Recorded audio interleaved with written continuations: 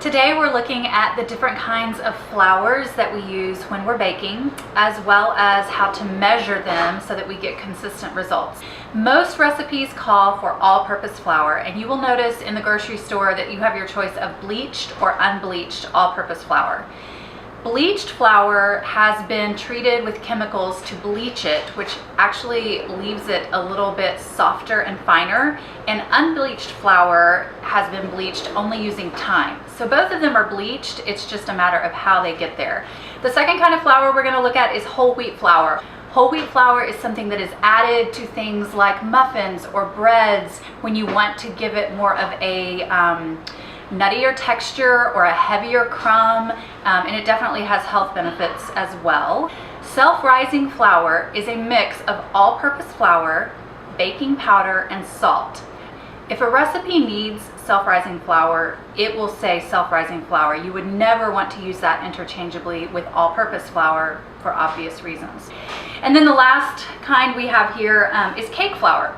Cake flour is a very low protein flour that has cornstarch added in to lighten it up. Let's talk about measuring flour. I like to have my dry ingredients in a container that has a mouth that is wide enough to accommodate my hand. Given this is a rather large jar, this is actually what's on my kitchen counter at home, but you certainly could use something a little smaller.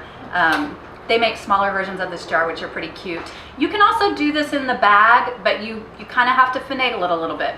This is a dry measuring cup. This is a wet measuring cup. We would never use a wet measuring cup to measure flour. So there are 3 steps to measuring dry ingredients. The first is to lighten the flour. You're going to use a silverware knife, and you are going to run it into the flour just to lighten it in case it has gotten packed down. So we lighten, then you're going to load your measuring cup just by scooping. Do a simple scoop and lift it up, and then you're going to level it. Just scrape the excess off, and this is a cup of flour.